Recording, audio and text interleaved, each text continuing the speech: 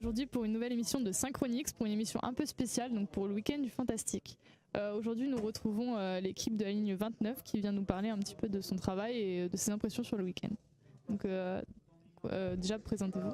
Alors moi je suis Bénédicte, donc bonjour à tous et merci de nous avoir conviés ici. Moi je suis Bénédicte, le designer en fait de la marque de décoration qui s'appelle la ligne 29. Donc c'est une marque qui est plutôt très baroque. Axé sur de plus en plus sur l'histoire, sur la peinture classique. Donc je vais revisiter des tableaux, amener mon imaginaire dessus et puis après on décline de ces visuels tout un tas de produits textiles de décoration et ça commence à plutôt pas mal fonctionner maintenant puisqu'on est revendu dans 200 boutiques à peu près, France, Europe, et on commence à s'exporter. Et tout ça part de Montpellier, de la rue de l'Aiguillerie et de 4 cerveaux qui travaillent là-dessus. D'accord. Et moi je suis Pascal, son mari à la base, et donc je travaille avec elle pour tout ce qui est communication, site internet, et pour déployer la marque, l'aider à déployer la marque le plus loin possible. D'accord. Donc vous êtes ici en tant qu'invité et jury, Ouais. du coup. Vous avez jugé les affiches, c'est ça? Ouais. Ça vous a plu déjà? Oui, ça nous a plu. L'exercice nous a plu parce que nous, on n'a jamais jugé qui que ce soit dans le boulot. Bon, après, c'est l'avantage de l'âge, de la quarantaine approchant. On nous fait plus confiance et puis le parcours aussi fait qu'on nous a demandé notre avis. C'était sympa, on a vu des choses originales, plus ou moins dans le thème selon nous. Après, ça n'engage que nous aussi. Et puis voilà, la plupart des trucs étaient bien ficelés quand même. D'accord. Il y a du boulot. Il y a des bonnes bases. Ouais. Il n'y a pas énormément de participation, mais après, c'est quelque chose qui va se dérouler au fil des années. Plus ça va, plus il y aura de participation, je pense. Ouais, j'espère, c'est bien. Vive le Sud. Oui, ça bouge. Une première édition en général, c'est toujours un peu Test. ouais, Oui. mais ça demande qu'à se développer. Il y a du boulot, il y a plein de gens qui ont envie, c'est chouette. C'est une belle expérience. Est-ce que vous voulez nous parler de vos gammes de produits, de un peu ce que vous faites en général et tout? Qu'est-ce que vous vendez exactement? Alors, on vend essentiellement des coussins. Donc, c'est ce qui, en fait, dans le métier de la décoration, du design, quand on est créatif, qu'on a envie de sortir ces visuels sur des produits, le coussin est le plus facile à développer. Donc, quand une marque se lance dans ce domaine-là, en général, elle va tout de suite faire du coussin parce que c'est déjà un format qui est pratique à travailler. Le carré, c'est plutôt facile à travailler. Et c'est ce qu'il y a de plus facile à développer, en tout cas, je pense, en France, à faire fabriquer. Et après, donc nous, on a démarré par le coussin, sur du velours. On travaille sur du velours français. Donc là, on est en train de... Étant donné qu'on grossit, nos ateliers sont un peu en train de souffrir et déborder, ouais. Donc on est en train de passer une partie de notre production en Italie. Certainement en Italie. C'est encore en négociation. Ouais, donc on fait du coussin, ensuite on a décidé de travailler le très grand format, puisque ce qu'on fait est quand même assez théâtral, les décors que je crée sont assez théâtraux et s'apparentent vraiment à des tableaux, puisque de toute façon je me sers beaucoup de tableaux, pas toujours mais très souvent. Donc on crée des grandes tentures qui font écho aux tentures du XVIIIe siècle qu'on trouvait dans les châteaux, les choses comme ça. On fait de grandes tentures qui fonctionnent très très bien, pas bizarrement, mais on s'y attendait pas. Ah, on n'aurait pas cru. Ouais. Et après on travaille des plus petits produits, des produits accessibles vraiment en petit prix, c'est-à-dire des trousses.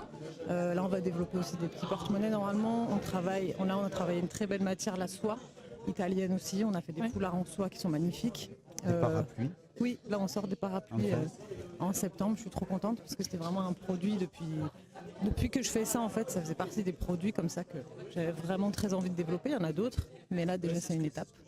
En fait, on essaye d'axer vraiment sur la déco, de plus en plus haut de gamme parce que on aime les jolies matières et on aime les beaux produits, mais en gardant toujours quand même un côté accessible le plus possible. Vous parliez que vous vendez dans plusieurs pays, France, peut-être Italie et tout. Vous vendez exactement les mêmes produits pour les autres pays? Ils sont consommateurs des mêmes produits qu'en France ou ça diffère? Non, c'est à peu près pareil. Alors, on a un marché qui est assez bien développé en Europe, c'est l'Allemagne, qui aime beaucoup notre travail. Ils sont très friands, ouais. Alors, après, il y a aussi la Belgique. Il y a tellement de grands peintres aussi dans le nord de l'Europe qui ont marqué les générations, qui Il y a des écoles d'art en Belgique qui sont hyper installées, hyper respectées. À Amsterdam aussi, il y a un gros musée. Donc c'est vrai qu'en Europe du Nord, on est quand même vachement représenté grâce à ça aussi, parce qu'ils ont cette sensibilité de l'art. Maintenant, j'espère qu'en Italie, ça va faire le même effet, parce qu'on a 1 ou 2 points de vente seulement en Italie, je crois, Ouais. pour l'instant. Après, selon les lieux et les pays, c'est pas forcément les mêmes visuels qui Oui. vont le plus se vendre. Oui. Il y a des tendances selon les pays, mais en règle générale, il y a quand même Oui. les fers de lance. En Belgique, ils vont acheter Rubens, ils vont acheter Bruegel l'Ancien, enfin des peintres qui leur parlent aussi, quoi. Il y a vraiment des cultures autour de certains peintres. Donc ouais, ça dépend des pays. Après là, je vais vraiment m'atteler à bosser la Renaissance italienne, donc peut-être que Ça va plus attirer l'Italie. Ouais, ou- peut-être. Ouais. Faut aussi qu'on fasse un salon en Italie, chose qu'on n'a encore jamais fait. En Allemagne, on a fait un salon à Francfort, ce qui fait qu'on a bien ouvert le marché en un seul salon. Du coup, on fera certainement plus de salons là-bas parce que ça s'est bien implanté. Et puis d'un point de vente à un autre, il y a beaucoup de bouche à oreille aussi. Oui. Donc, puis après, on fait maison et objets à Paris. Là, le monde entier se déplace. C'est là qu'on a trouvé les États-Unis, le Japon. C'est le plus gros salon de déco du monde, Le d'art de Japon vivre. Non, Paris. à Paris. Ah. Ouais. D'accord. Maison et Donc en étant à Paris, c'est central, tous les pays viennent nous visiter. Oui, bien sûr. Oui. C'est logique. Ceci Et, dit, le Japon, ça pourrait fonctionner. Ils sont quand même assez friands de culture Oui. occidentale. Oui, bien sûr. c'est pour ça oui, que- Mais c'est fanatique. pas la même logistique. À mettre en place pour aller faire un salon au Japon, Ouais.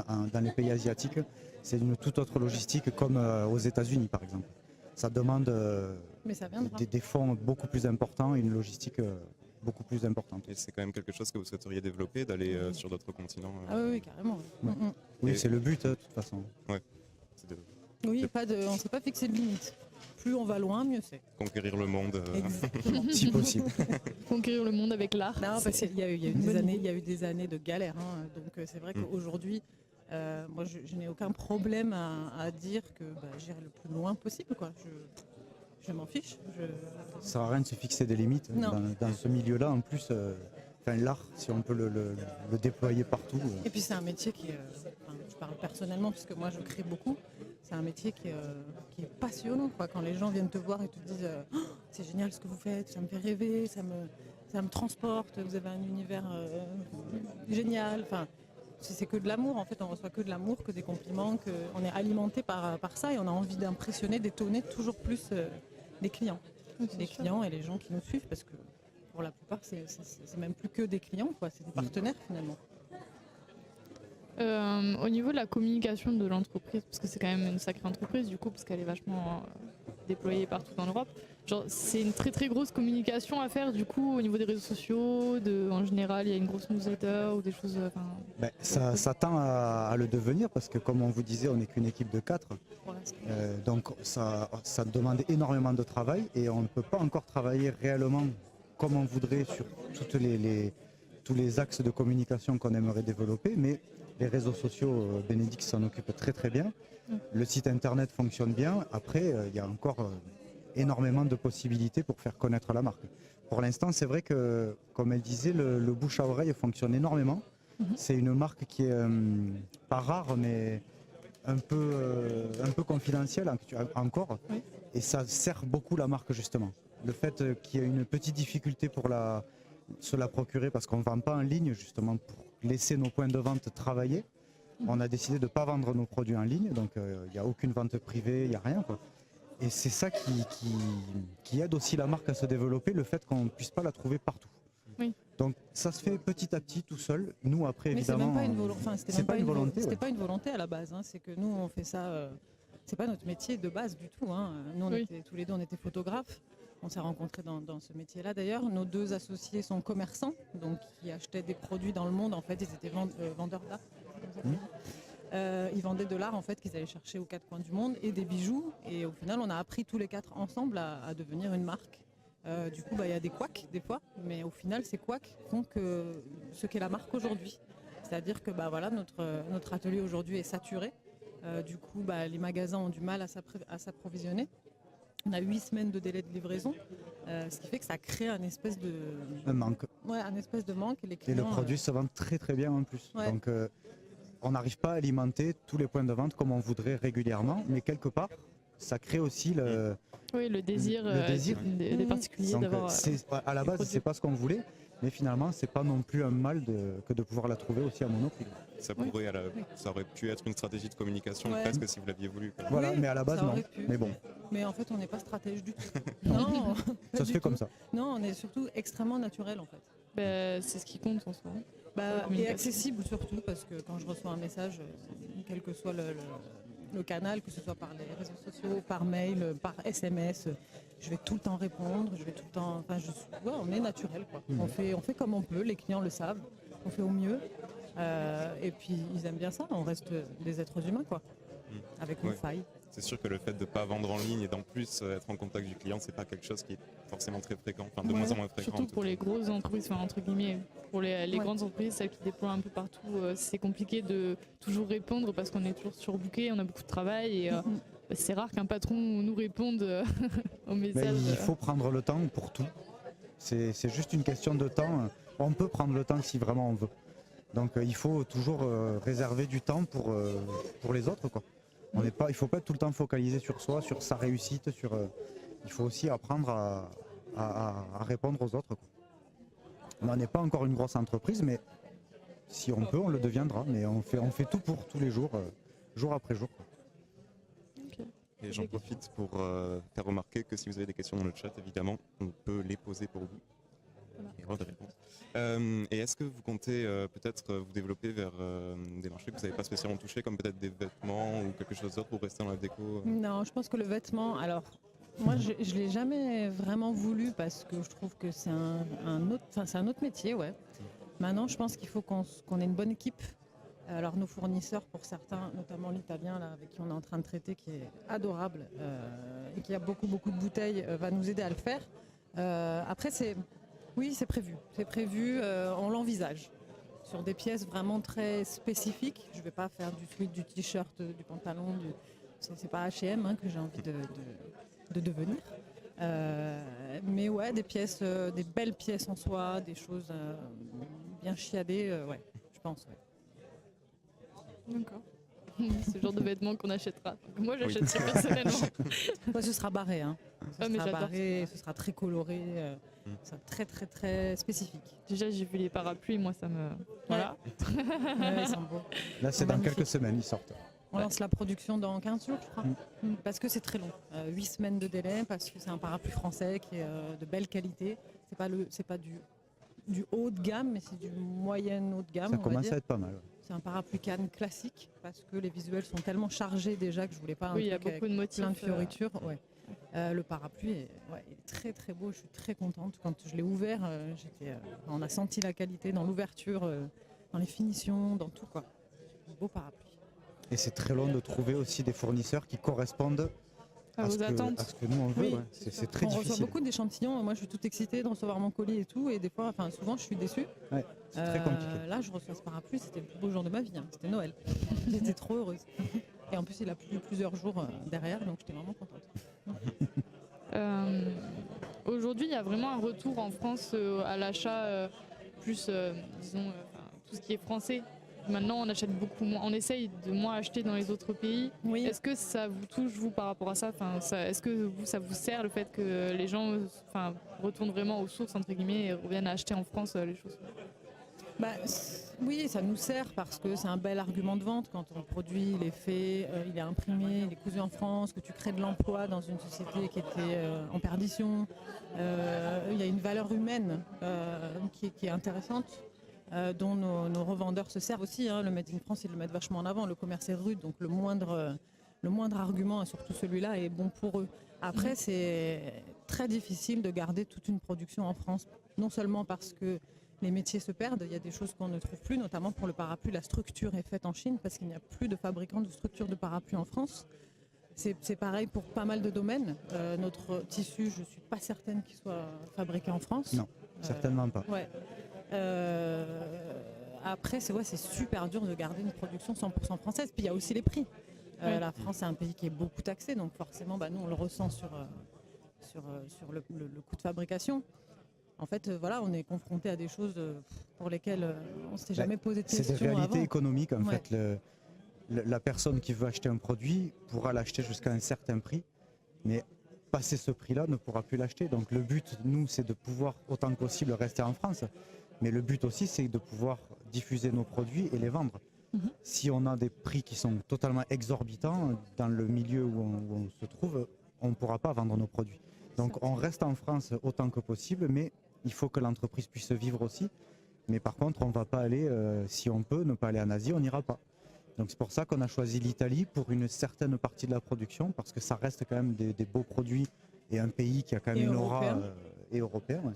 C'est un pays qui a une aura quand même au niveau de la mode, de la qualité. Il y a des choses à nous apporter. Ouais. Il y a des choses, voilà, il y a plein de choses à faire, mais une production 100% française aujourd'hui, c'est très très compliqué. Oui. Donc, Mais on est quand même content quand c'est fait en France. Moi, je suis assez satisfaite. Puis c'est plus facile de développer un produit en France que quand tu as 25 interlocuteurs, que tu parles à un portugais, il faut que tu lui parles en anglais, un chinois, il faut que tu lui parles en... Enfin, c'est super compliqué, quoi. Surtout dès que tu es dans du langage technique de graphiste. Quand c'est pour faire la discussion, bonjour, ça va, comment tu t'appelles, d'où tu viens, ça va. Mais dès que tu commences à parler technique, c'est pas évident, quoi. Donc c'est vrai qu'en France, c'est pratique. Ouais. Mais ça se paye. Et notre fournisseur italien parle très bien français. Ouais. C'est un plus. Avec un bel accent. Donc c'est aussi pour ça que on veut quand même garder le plus possible nos produits en France. Mais voilà, l'Italie, ça sera certainement dans le futur proche une partie de la production aussi. D'accord. Et une question un peu plus sur le domaine artistique, parce qu'on a quand même pas mal parlé commercial depuis le début. Comment est-ce que vous êtes arrivé à cette esthétique un peu de peinture classique, un peu, on va dire, modernisée, on va dire? Est-ce que c'est quelque chose qui était en vous dès le début? Ça a nécessité plusieurs années de travail, parce que c'est quand même quelque chose qui est difficile pour les artistes débutants, on va dire, de trouver sa propre patte, sa propre... Alors je pense qu'effectivement le parcours fait que aujourd'hui je m'intéresse à la peinture classique. L'âge aussi, je pense que pour ça a du bon. J'ai commencé par faire des choses très simples, très efficaces, parce que j'avais encore tellement de choses à apprendre que du coup je prenais une tête de mort. Enfin, j'ai toujours aimé les crânes et les choses comme ça. Donc je faisais des codes en fait, avec une tête de mort, du léopard, un nœud rose. Ça faisait un truc très féminin, rock'n'roll en même temps, ça fonctionnait. Donc au début je travaillais beaucoup comme ça. Mais je me rendais pas compte en fait de ce que je faisais. Je faisais ça parce que ça me plaisait et que moi-même je pouvais porter ce truc-là. J'avais une trentaine d'années à l'époque. Donc je me voyais très bien avec ce que je fabriquais. Je faisais des bagues, des petits bijoux, des accessoires hyper féminins, un peu kawaii. Donc ça me plaisait, ça me ressemblait. Et puis en fait... Chaque année, je faisais des choses qui me plaisaient, qui me ressemblaient. Bon, je ne les porte pas forcément aujourd'hui, mais après, voilà, de recherche en recherche, d'expérience en expérience, tu te mets à aimer d'autres choses. Tu découvres d'autres artistes, tu t'inspires d'autres choses, tu peux même t'inspirer de musique. La musique me fait créer des choses différentes selon ce que j'écoute. Je ne veux pas créer la même chose, je ne me mets pas dans les mêmes conditions. Et je ne sais pas, je crois que c'est plutôt une question de maturité, d'envie de donner un sens vraiment à mon travail, l'envie de, je sais pas... Et puis s'abreuver aussi de tout ce qu'on voit autour, de jamais être fermé à ce qu'il y a autour, d'avoir le plus possible les yeux ouverts, de toujours essayer d'imaginer quelque chose avec ce qu'on voit en fait.